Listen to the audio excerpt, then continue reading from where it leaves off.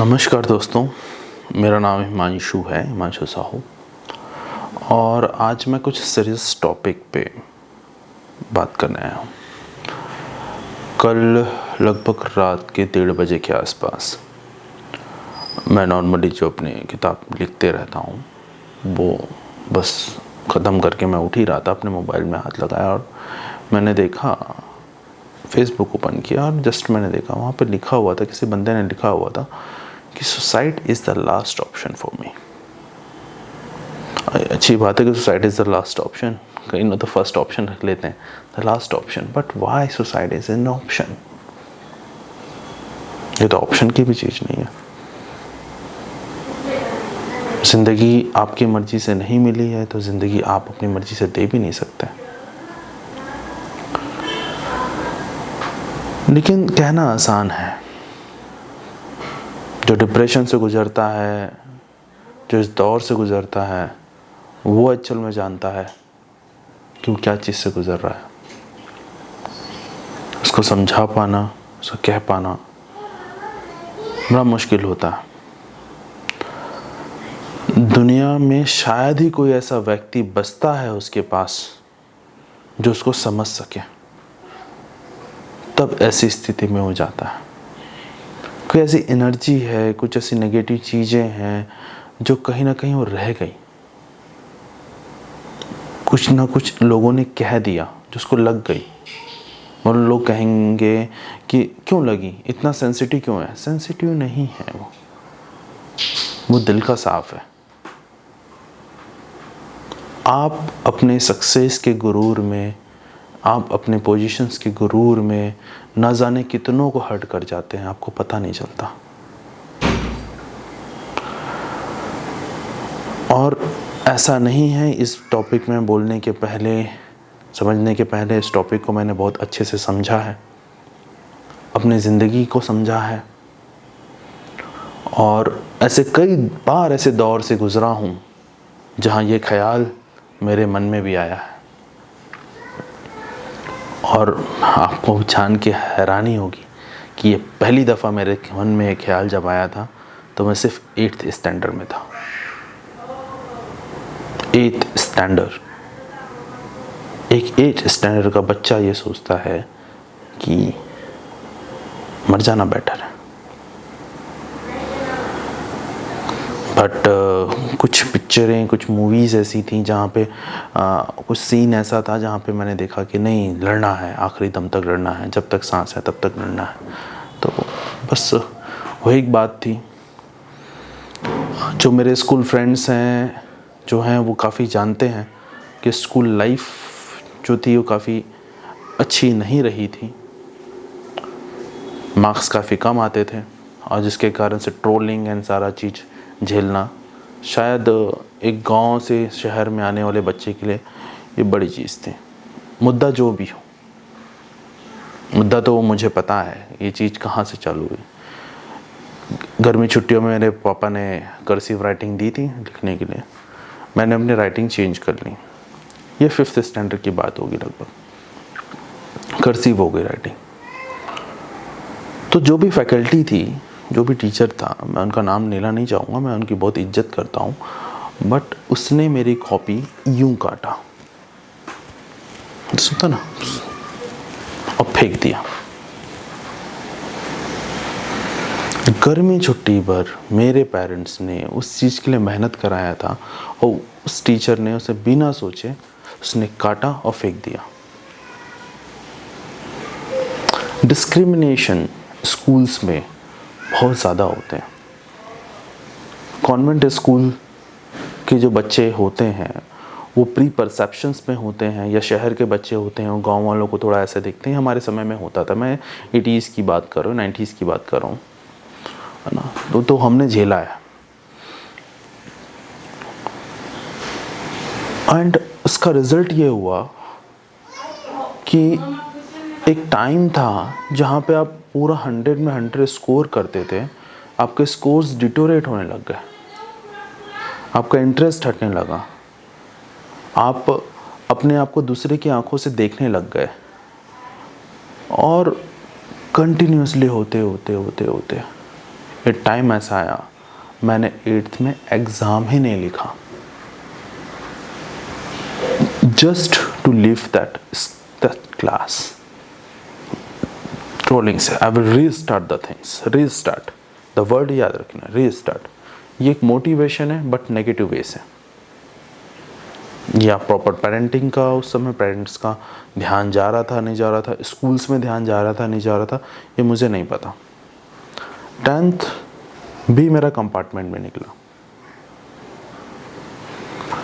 12th भी break हुआ। लेकिन 12th में एक चीज़ अच्छी हुई, I got a faculty, a teacher, ठीक है, जहाँ पे जिन्होंने मेरा सारा कॉन्सेप्ट क्लियर किया, पूरा का पूरा कॉन्सेप्ट क्लियर किया। एंड वो कॉन्सेप्ट्स के बाद मुझे यहाँ तो सिटी में बिल्कुल रहने नहीं दिया गया और मुझे भिलाई सिटी ले गया मुझे। मैंने वहाँ रखा, एक ही शर्त रखा कि मैं अगर स्कूल्स और सब चीज़ में प्रिपेयर करूँगा, एक ही शर्त पे, आप मुझे कोचिंग नहीं भेजेंगे, ठीक है। मामा जी मेरे ले गए थे और उन्होंने बस ये कहा था कि कोचिंग नहीं देंगे। मैंने ज़िंदगी में भी 2nd डिवीज़न नहीं देखा था, 3rd डिवीज़न में ही पास हुआ था। और ओके, जैसे भी होता है हो गया, ठीक है, किसी भी हालत में मैं कोचिंग नहीं जाऊंगा था। एंड 12th की तैयारी मैंने अपने आप से शुरू की, और पता नहीं उस समय क्या जुनून था क्या नहीं था, और बड़ा मज़ा आने लगा चीज़ों में, क्योंकि nobody was there to judge me। वहाँ पर जो इतने साल से, 10 साल से 12 साल हो चुके हैं पूरे स्कूल लाइफ में, जिस जजमेंट से आप गुजर रहे थे, जिस चीज़ से आप स्ट्रगल कर रहे थे, शायद वहाँ पे कुछ नहीं था ऐसा। I was in my flow. आप यकीन नहीं करेंगे, 10th में मैंने कंपार्टमेंट में पास किया था, मैथ्स में, वो भी मैंने 39% से। और वहीं पे 12th में मैंने उसी सब्जेक्ट पे स्कोर किया 90, PCM तीनों डिस्टिंक्शंस। एंड वो एक विक्ट्री थी। हो सकता है परसेंट, ओवरऑल परसेंटेज मेरा सिर्फ 77 कुछ है, और लोगों के लिए 90-98% लगता है, लेकिन मेरे लिए वो बहुत बड़ी बात थी। सो 8th में उस चीज़ को आना और वहाँ पे ये होना, सो जो एक प्रॉपर स्कूलिंग होता है, जो प्रॉपर एक फैक्टर होता है, या प्रॉपर जो एनवायरनमेंट होता है, वो बहुत ज़्यादा एक बच्चे की लाइफ में कैरी फॉरवर्ड करता है। उसके बाद मैंने इंजीनियरिंग की है, that two is first class, कभी भी बैग भी नहीं लगा है। एंड देन MBA किया है, that too in first class. And campus selections हुए, वहाँ से भी लीव किया। उसके बाद ज़िंदगी के बहुत सारे मोड़ तोड़ आते हैं, कंपनी स्टार्ट की, कंपनी से बाहर हुए, ये सारा चीज़ें होना चला है। So I'm the person who has seen the failures and failures, जिसने फाइनेंशियल क्राइसिस भी देखा है, जिसने स्कूल्स में ऐसे ट्रोलिंग्स भी देखे हैं, जिसका कैरेक्टर असैसिनेशंस भी हुआ है। मुझे इवन कॉलेज में एक बहुत बड़ा स्ट्रगल ऐसा हुआ था जहाँ पे क्या वो कहना नहीं चाहिए, कभी और कभी उस वैसा कोई सिचुएशन आएगा तो मैं बताऊंगा। खैर, और एक कितना बड़ा एक्सीडेंट जहाँ 2 साल इंसान बेड में, मैं उससे भी गुजरा हूँ। 40% बॉडी बर्न, 7 ऑपरेशंस, 2 साल लगे हैं वापस पैर में अपने खड़े होकर चलने में, वो भी करियर के पीक टाइम पे। और हर बार एक ही चीज, लेट्स रीस्टार्ट। तो मुझे वो 8th का बच्चा याद आता है जो पेपर छोड़ने की हिम्मत रखता है।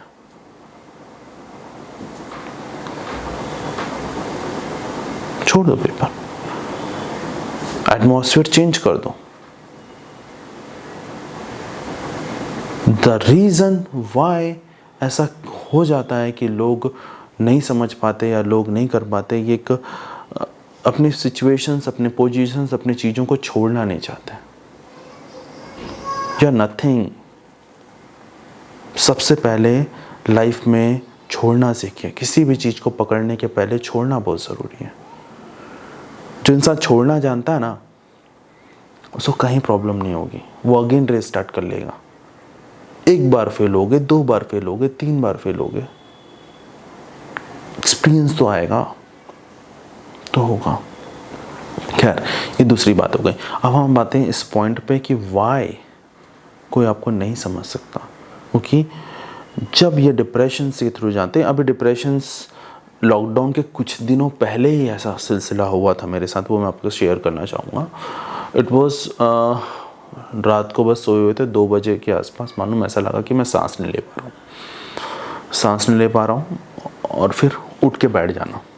मैं सांसों को क्या हो गया, सांस क्यों नहीं आ रही है, उठ के बैठ जाना। ब्रेथलेसनेस, ये कंडीशन थी। और ये कंडीशंस लगभग 15 डेज चलने लगे और इतना ज़ोर से इम्पल्स आता था, मैं आपको बता नहीं सकता। सिर्फ 10 सेकंड के लिए, 10 सेकंड में ऐसा वर्स्ट सिचुएशन मैंने देखा है ज़िंदगी में, ऐसा block of the black hole. मतलब सांस भी नहीं आ पा रही है, देख भी नहीं पा रहे हो, कुछ नहीं कर पा रहे हो।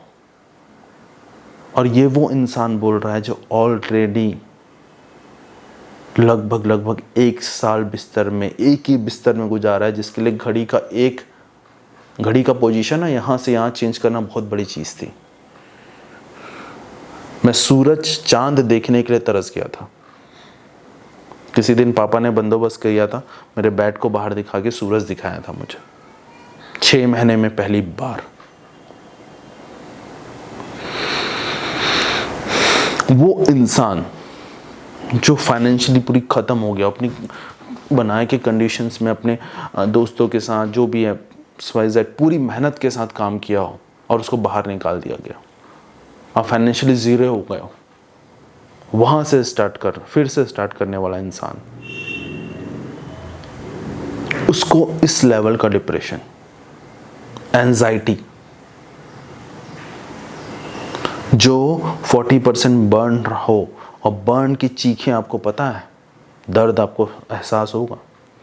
वो आते हैं सुबह 5 बजे से वार्ड में, 6 बजे से उधर चीख की आवाज़ आती है, चीख की आवाज़ फिर एक के बाद एक, अब मेरी बारी आने वाली, आने वाली, ऐसे ड्रेसिंग का इंतज़ार रहता था। और वो आते थे सक छोटा सा पकड़ने के पूरा काट देते थे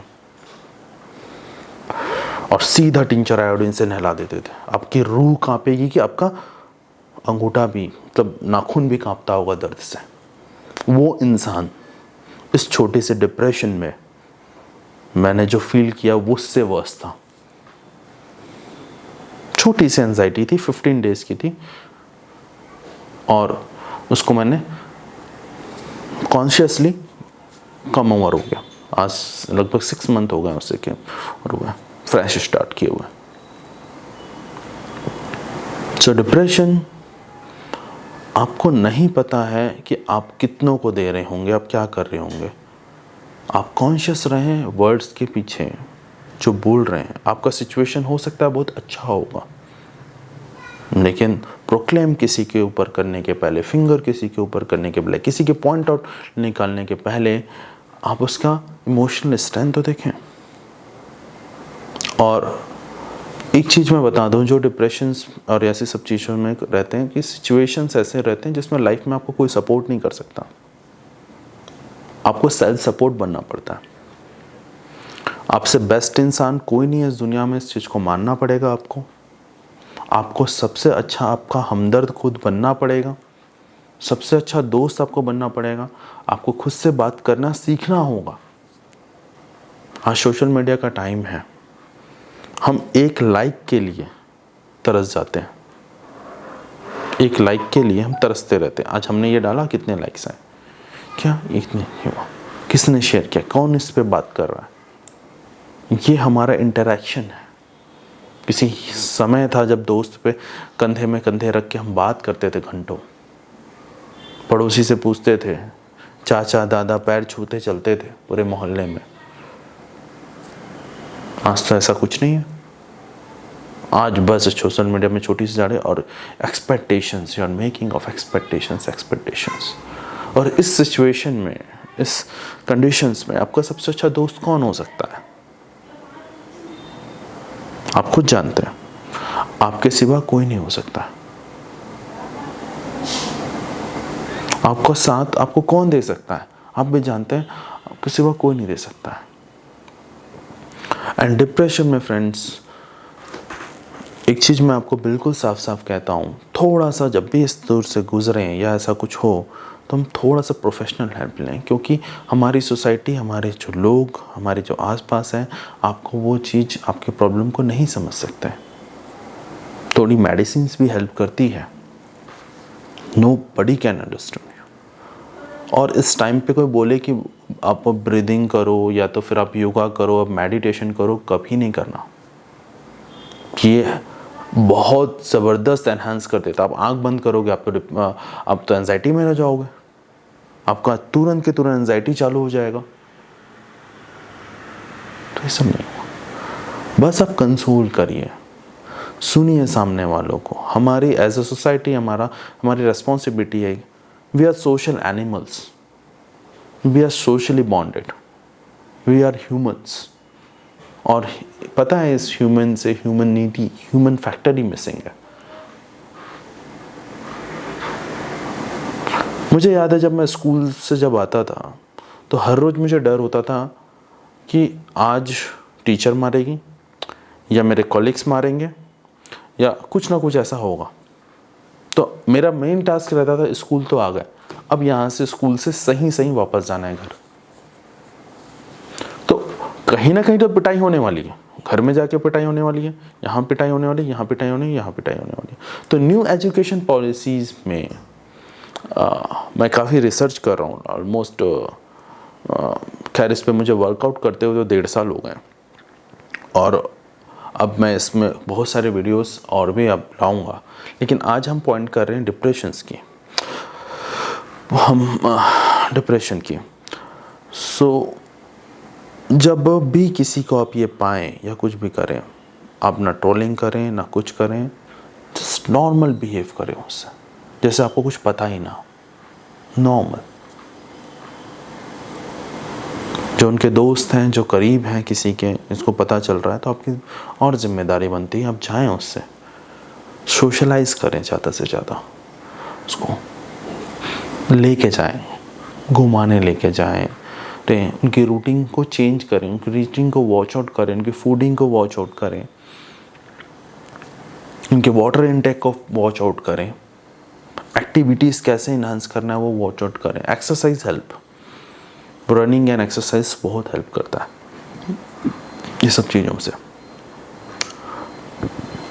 कहीं ना कहीं उस पर्सन्स के बिलीफ सिस्टम में और सोशल जो उसके सराउंडिंग्स है उसमें डेविएशन होता है, और कहीं ना कहीं वो मैच नहीं हो पा रही हैं चीज़ें बहुत लंबे समय से। वो जो थॉट प्रोसेस वो लेके चल रहा है और उसकी जो सराउंडिंग लेके चल रही है वो मैच नहीं कर रहा है, कहीं ना कहीं वो मैच नहीं हो पा रही है।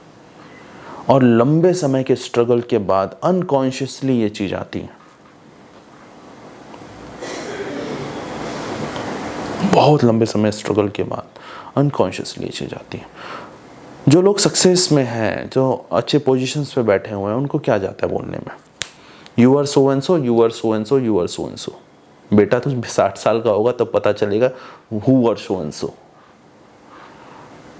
सम पीपल आर एन ऑफिसर्स हैं जो एरोगेंसी में है वो सारी चीज़ें, कुछ के पास अच्छे बिजनेस हैं, वो मतलब ग्राउंड से उठ के नहीं आए हैं, फादर के बिहाफ में बहुत अच्छा बिजनेस उनको मिला हुआ है और अच्छे पोजीशंस होल्ड करते हैं, अच्छी लाइफस्टाइल होल्ड करते हैं, and they don't understand the meaning, actual meaning, sense of the, तो जो मेहनत होता है और सारी चीज़ें जो होती हैं, जो स्ट्रगल्स जो हो रहे हैं उसको वो अंडरस्टैंड नहीं करते हैं,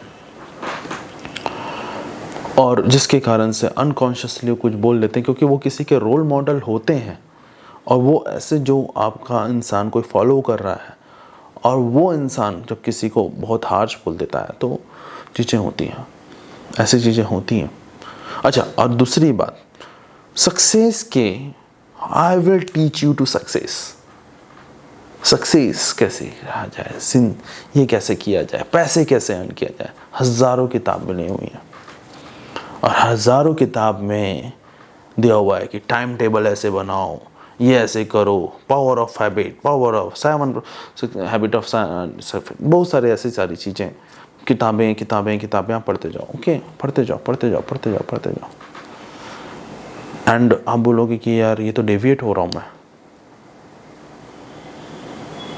दुनिया में 2 टाइप से ब्रेन है, एक एनालिटिकल, एक क्रिएटिव। एक क्रिएटिव पर्सन उस एनालिटिकल ब्रेन के साथ वैसे कॉम्पीट नहीं कर सकता, और हमारा एजुकेशन सिस्टम, हमारा सोसाइटी जो है वो क्रिएटिव पर्सन्स के लिए कोई स्पेस नहीं देता, कोई स्पेस ही नहीं है उसके लिए। अगर किसी में पोइट्री है तो पोइट्री का तो कोई मतलब ही नहीं है, वो कभी अप्रिशिएट नहीं होती पोइट्री। हाँ, लेकिन वो कभी किसी गालिब की होगी या किसी पुराने की होगी तो वो बड़ी बात होगी कि वो मार्केट हो गया ये चीज़ें। लेकिन आपके इर्द गिर्द करीब उससे ज़्यादा अच्छा पोएट बैठा होगा, उससे ज़्यादा अच्छा म्यूजिशियन बैठा होगा, उससे ज़्यादा अच्छा पेंटर बैठा होगा, लेकिन उसको कभी एप्रिसिएशन मिला ही नहीं, क्योंकि आपने as a social responsible citizen आपने उसको कभी देखा ही नहीं वैसा, और उसे लगा दिया भीड़ में। नहीं, दिस मार्क्स इस, यदि आपको लाना है या आपको करना है, वो इंसान अच्छा है या बुरा है, उसके कैरेक्टर्स कैसे हैं, उसके बाकी सारी चीज़ें, उसकी मेहनत, everything is part, only a certificate place a role. किसका थप्पा है? अच्छा है हमका, IIT का है।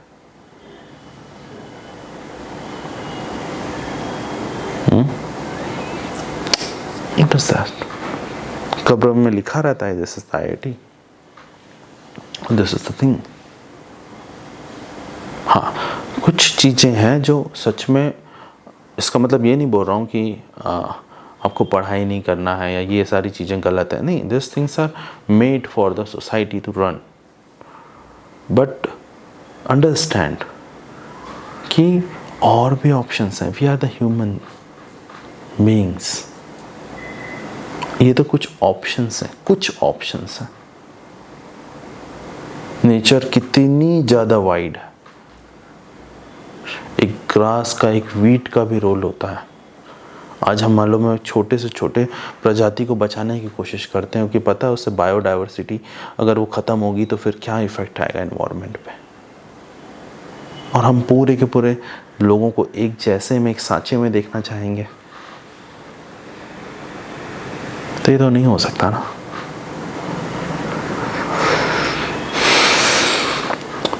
आज वीडियो थोड़ी सी लंबी हो रही है, लेकिन जाने दो, मैं कहना चाहता हूँ, आज कहना चाहता हूँ।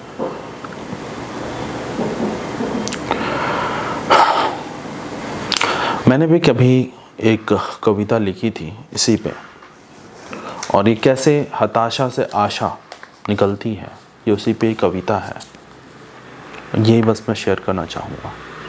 और इसमें डेप्थनेस ऑफ पेन समझिएगा। पेन, जो इंसान डिप्रेशन में गुजरता है, उस पेन की गहराई को समझने की कोशिश करिएगा। ये कविता बहुत पहले की है, लेकिन अभी की तो नहीं है, ये लगभग 2014-18 पे लिखी हुई है। हताशा से आशा कविता का शीर्षक है।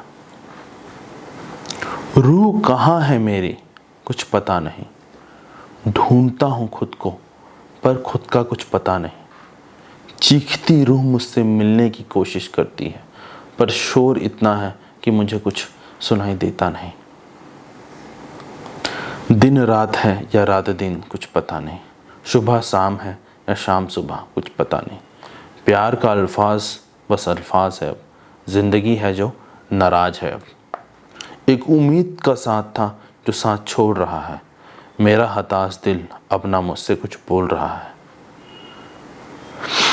कस्में खाने वालों ने कस्में तोड़ दिए, वादा करने वालों ने वादे तोड़ दिए। हम वफा किए लेकिन हम वफा करके भी बेवफा कहे गए। जलती बुझती जलती बुझती अंगारों में आग अभी भी बाकी है। अगर यहाँ से कविता थोड़ी चेंज होती है, डिप्रेशन में ऐसी सिचुएशंस में पॉज होना बहुत ज़रूरी है। पॉज होना, एक्टिविटीज़ में नहीं जाना, पॉज होना, रुकना है, थमना है, खुद को टाइम देना है, हील करना है। बिकॉज हर शब्द आप सुनोगे, हर जबान आप सुनोगे, वो आपको चाबुक की तरह चुभेगी। और ये डिप्रेशन जो होता है एनहांस करते जाता है। तो यहाँ पे रुकना, हर चीज़ का रुकना बहुत ज़रूरी है। दुनिया कहती भागो भागो भागो रेस है, लेकिन ऐसा नहीं है। कभी कभी रुकना, गिव अप करना, छोड़ना, ये सब लाइफ स्किल्स हैं, आपको आने चाहिए, नहीं तो आप सरवाइव नहीं कर पाओगे। ये सर्वाइवल स्किल्स हैं। तो यहाँ पर कविता कहती है, जलती बुझती अंगारों में आग अभी भी बाकी है, कश्मकश में फंसे इस जिंदगी में सुलझन अभी भी बाकी है। यह रास्ता तब आप काम बैठते हो ना, तभी आपको मिलता है। सांसें जो चल रही है तो जिंदगी अभी बाकी है, जिंदा है तो थोड़ा दम भी अभी बाकी है। सामने मंजिल है तो उसे पाने की उम्मीद अभी बाकी है, बाकी है उम्मीद तो अगर दिल में तो जोश भी बाकी है। जोश है फिर क्या, सब कुछ अभी बाकी है। अब खुद को पहचान कर खुद से मिल रहा हूं मैं, अपनी रूह को खुद से फिर से जोड़ रहा हूं मैं।